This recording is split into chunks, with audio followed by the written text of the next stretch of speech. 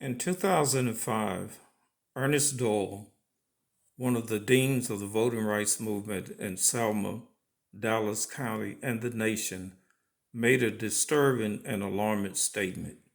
He said, and I quote, "We have changed much, but we have not changed the system of government."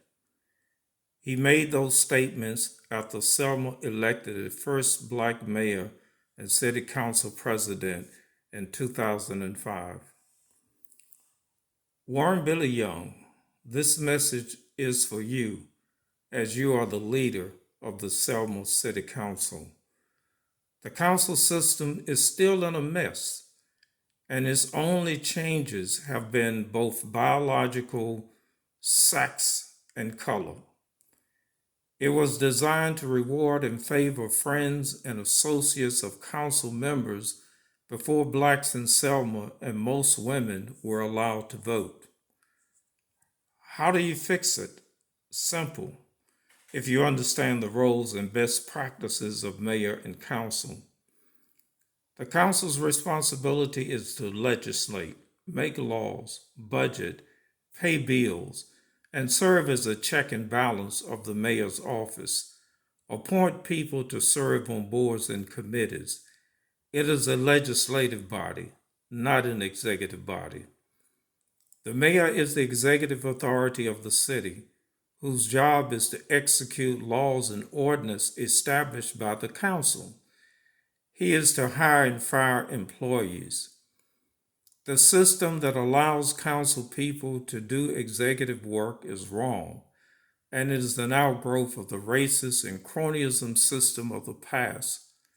Unfortunately, when Perkins and Evans took over in 2000, not only did they not change the system, they took advantage of it. Department heads are employees of the city and work directly under the authority and guidance of the personnel department and the mayor. The solution and best practices for selecting department heads is simple. The mayor nominates department heads pending approval of the council. The council should have the right to interview his nominees, questioning them on their plans and familiarity with challenges of their department in the city, their goals and plans for their departments in the city, determine their qualifications, and then vote up or down on his nominees. And that's it. This method of choosing departments creates a system of check and balances that can stop a degree of nepotism, cronyism, and incompetent people being appointed by the mayor.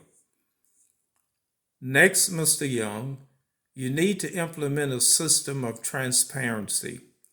We should not have to bring a state auditor in so citizens can see how the council operates. Public records, minutes of council meetings, and all public records should be digitized for instant review by citizens, and spending and financial records of each department should be audited.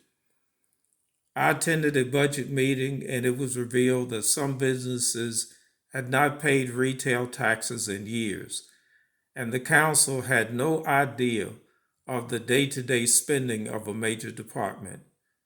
Mr. Young, observing what is argued about at council meetings and on public TV is not enough for citizens. We need to read and examine what you all are arguing about. We, the citizens, with all kinds of skills and talents, can add our 2 cents to make things better. Next, and maybe first, a watchdog committee with enforcement powers to guard against the perennial problem of nepotism, cronyism, and self interest at City Hall. If one did an assessment, they will find that most battles at City Hall are battles of clique interest of the council president and the mayor, and not the public interest. Mr. Young, you have training in the law.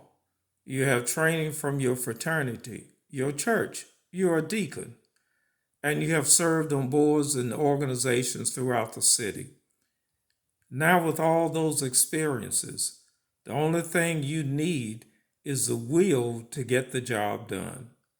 And remember, you have other talented council people who legislate alongside of you. Let's not make this a do over of 2000, 2008. Perkins being his old self, and you, the obstructionist, the new George Evans. Let's stop the clown show. Let's stop Halloween night at city council meetings, where we, the citizens, get mistreated by the trick.